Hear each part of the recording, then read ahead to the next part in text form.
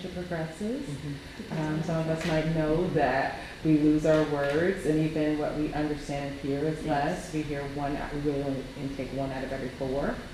So I'm going to show, visual, like you said, visual, show, I'm indicating this, and then I'm going to point. So I'm showing this, I'm pointing to this. I have these manipulators. And then put your hand with it. Yes. You see what I'm saying? We're doing it together. If it was eating, right? Have my manipulators. I point to the food.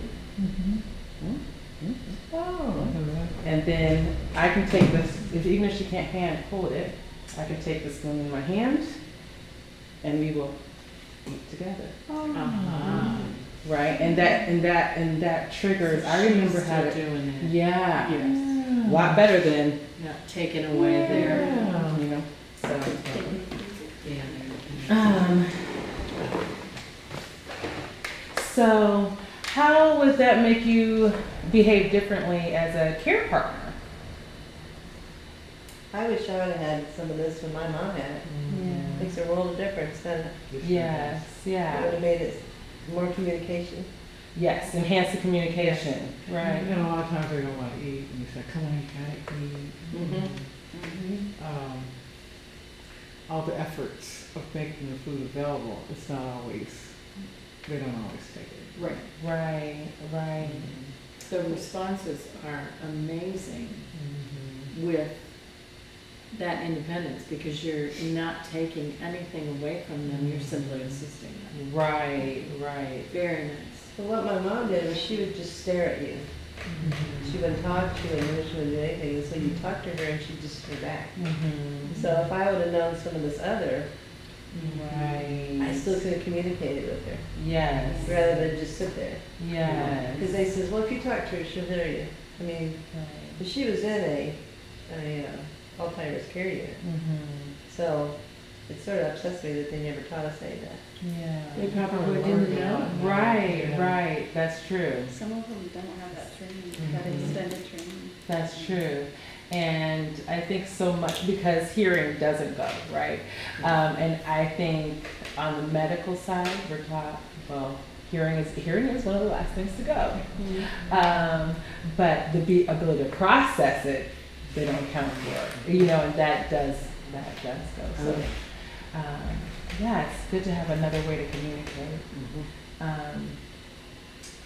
Have you ever noticed eye contact drawing from hand contact or the other way around? Like you're touching someone and then you get the eye contact, or the other way around, you get eye contact and then that leads them to want to touch you. Have you noticed that before in your interactions? Okay. Do you think that this may impact anyone you have tried to help with dementia? The applying more of a positive pump pressure than that light touch. Yeah, big difference. Okay. All right, so we did that exercise.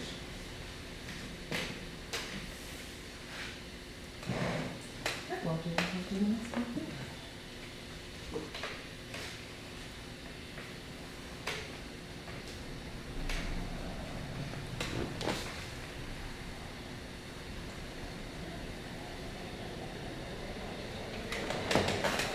All right, so you're starting to get a sense of this. That kind of assistance has a term, and the term I've given that kind of assistance is hand under hand. It denotes the position of my hand. My hand is under yours. My hand is there to support yours. You're the boss. I'm here to help. I'm here to guide. I'm here to assist. I'm not here to take over and try to do things to you. I want to do things with you. Because I know if I can get your brain to understand what I'm doing, you're going to cooperate. You can give me feedback, even when you can't speak anymore. You can give me feedback that doesn't result in me getting hit. We can figure out ways to share information because I'm paying attention to what you're able to do. So I'm going to show you where this data gets processed in your brain. It's huge. Do this. The entire top surface of your brain is devoted to sensory motor. sensation and movement, and they are, do this, hardwired together. What you feel drives what you do. What you do drives what you feel. Back and forth, back and forth, back and forth. And there is wiring between what you see and what you do. And there is wiring in a normal brain between auditory processing and sensory motor processing. So if I were to say for you, or to you all, stand up, we're going to go downstairs, your brain would take in that auditory data, translate that into an action statement, and get your body organized to stand up, and you would even know where we were heading.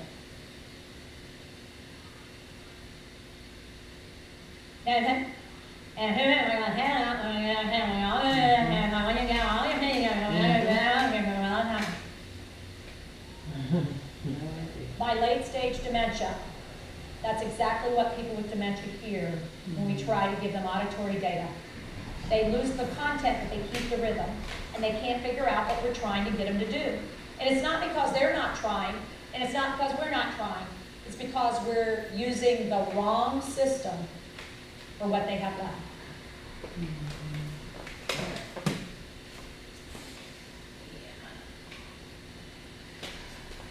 All right, so, and I think you've already touched on this, you've noticed that people in later stages of dementia have trouble understanding what you're doing or what you're asking them to do. Okay, have you ever thought why that may be before today? Yeah, really, So- this is that very revealing. Okay, yeah. Well, I thought, why, what you do sometimes connects and it gets so happy. I remember one of the last family events we took my mama to was to a wedding. And it was in Atlanta, and she was in Maryland at the time. We made all arrangements to get her to Atlanta so she could go to that wedding. And we rented a van with a wheelchair, with a lift. And when she came out and saw that van with the wheelchair and the lift, she was beaming. I had no idea that that was one of the reasons that she looked so happy. Yeah, making the connection. And it was visual, we didn't Visual. say anything, Yeah. but she saw it. She knew that. Wow. Yeah. So that was special. That was special. I didn't know how special. So let's discuss, how does the activity of processing help you better understand why problems sometimes arise when we are trying to help someone? How does this activity help you process that? It helps me to understand that they have no clue. They want to, Right. but that wiring is not there to help them understand Right. anything we're saying. But the skills that they do have left is what we have to work with, Yes. so that they understand. Yeah. Wow. I think some of this can even apply to people who don't have Oh, yes. Yes. dementia and Alzheimer's. Yes. And the elderly where they're just, Mhm. they just need that, especially the hand thing, just the Right. comfort. Right. Makes a big difference. Right. And approaching them differently. Yes. Yeah.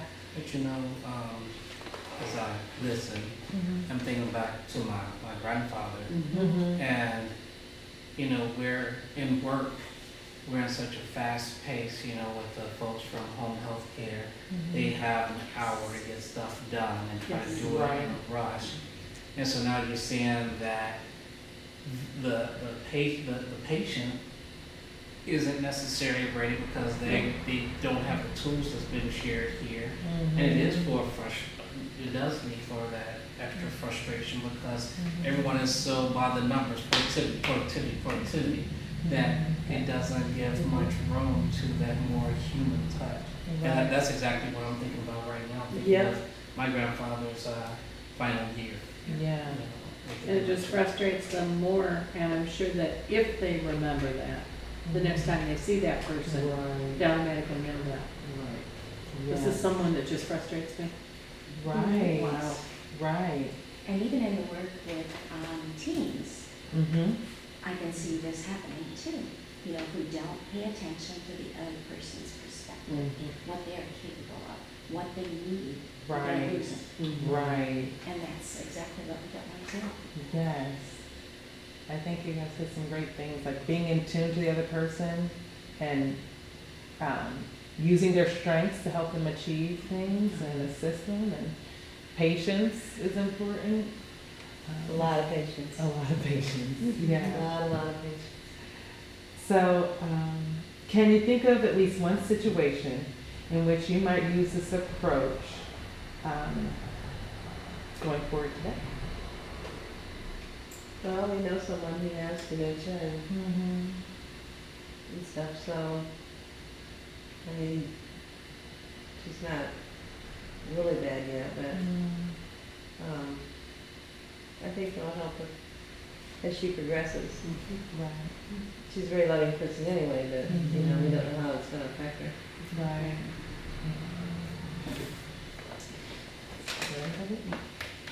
So she has some more actions in this one.